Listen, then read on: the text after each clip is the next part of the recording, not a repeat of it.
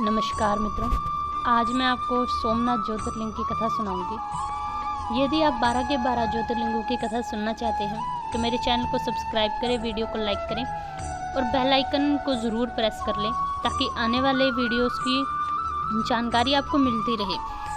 सबसे पहला ज्योतिर्लिंग सोमनाथ ज्योतिर्लिंग है। माना जाता है कि यह भगवान शिव का प्रथम ज्योतिर्लिंग है जो इस पृथ्वी पर स्थापित हुआ। पुराणों में सोमनाथ ज्योतिर्लिंग की स्थापना से संबंधित कथा जो बताई जाती है वह इस प्रकार है। जब प्रजापति दक्ष ने अपनी 27 पुत्रियों का विवाह चंद्रमा से कर दिया तो वे बहुत अधिक प्रसन्न हुए। पत्नी के रूप में दक्ष कन्याओं को प्राप्त करके चंद्रमा भी शोभित हुए और दक्ष कन्याएं अपने स्वामी के रूप में चंद्रमा को प्राप्त करके बहुत प्रसन्न थी। चंद्रमा भी उन 27 पत्नियों में रोहिणी नामक पत्नी से ज़्यादा प्यार करते थे, जिसको वे विशेष आदर देते तथा प्रेम करते। उनका इतना प्रेम अन्य पत्नियों से नहीं था जितना रोहिणी के प्रति था। चंद्रमा की अपनी तरफ उदासीनता देखकर और अपनी उपेक्षा देखकर रोहिणी के अलावा बाकी दक्ष पुत्रियां बहुत दुखी हुई। वे सभी पिता दक्ष की शरण में गई और अपने कष्टों का वर्णन करने लगी। अपनी पुत्रियों की व्यथा और चंद्रमा के दुर्व्यवहार को सुनकर दक्ष बड़े दुखी हुए।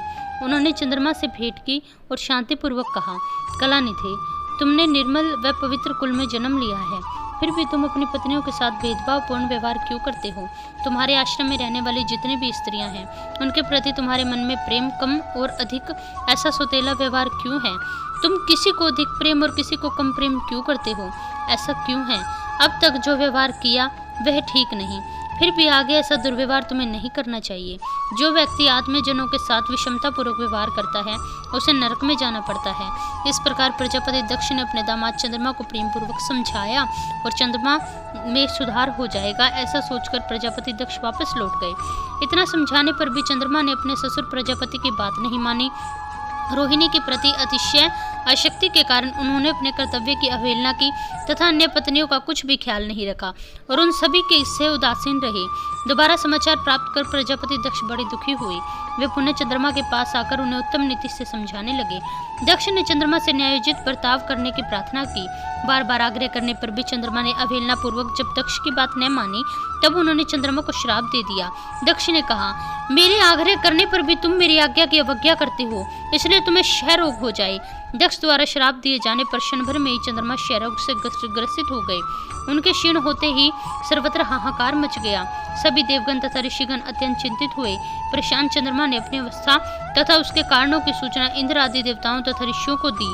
उसके बाद भी उनकी सहायता के लिए इंद्र आदि देवताओं तथा वशिष्ठ आदि ऋषिगण ब्रह्मा जी की शरण में गए। ब्रह्मा जी ने उनसे कहा, जो भी घटना हुई है उसे तो भुगतना ही पड़ेगा, क्योंकि दक्ष ने निश्चय को पलटा नहीं जा सकता। उसके बाद ब्रह्मा जी ने उन देवताओं को एक उत्तम उपाय बताया। ब्रह्मा जी ने कहा कि चंद्रमा देवताओं के साथ कल्याणकारक शुभ प्रयास क्षेत्र में जाए, वहां विधि पूर्वक शुभ मृत्युंजय मंत्र का अनुष्ठान करें और श्रद्धा पूर्वक भगवान शिव की आराधना करें। अपने सामने लिंग की स्थापना करके प्रतिदिन कठिन तपस्या करें।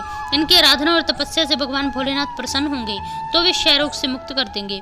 पिता महे ब्रह्मा जी की आज्ञा पाकर देवताओं ऋषियों के संरक्षण में चंद्रमा देव मंडल में स्थित प्रभास क्षेत्र में पहुंचे। वहां चंद्रदेव ने मृत्युंजय भगवान की अर्चना वंदना और अनुष्ठान किया।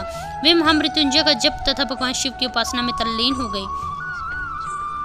ब्रह्मा जी की आज्ञा के अनुसार चंद्रमा ने 6 महीने तक निरंतर तपस्या की और वृषभ ध्वज का पूजन किया। 10 करोड़ महामृत्युंजय मंत्र का जप और ध्यान करते हुए चंद्रमा स्थिर चित्त से वहां निरंतर खड़े रहे।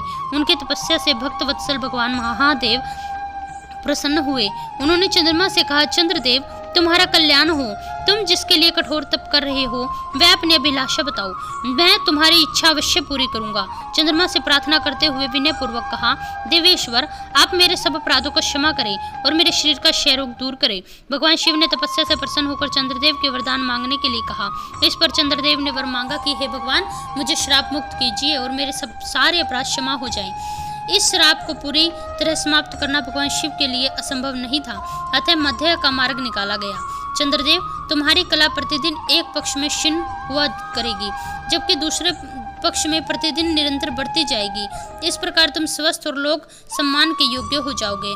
भगवान शिव का कृपा रूपी प्रसाद पाकर चंद्रदेव अत्यंत प्रसन्न हुए। उन्होंने भक्तिपूर्वक भगवान शिव की स्तुति की। ऐसी स्थिति में निराकार भगवान शिव की दृढ़ भक्ति को देखकर साकार लिंग के रूप में प्रकट हुए, जो आज संसार में सोमनाथ ज्योतिर्लिंग के नाम से प्रसिद्ध है। मान्यता है कि किसी भी इंसान को किसी भी तरह की बीमारी है तो वह सोमनाथ लिंग के दर्शन करने जाए उन्हें ध्यान में रखकर पूजा अर्चना करें तो उसकी सारी बीमारियां दूर हो जाती है, इसमें संशय नहीं। ये थी सोमनाथ ज्योतिर्लिंग की कथा। अगर आप ऐसी ही कथाएं और सुनना चाहते हैं तो वीडियो को शेयर और लाइक ज़रूर करें। हंसते रहें, मुस्कुराते रहें, अपने और अपने परिवार वालों का ध्यान रखें। धन्यवाद।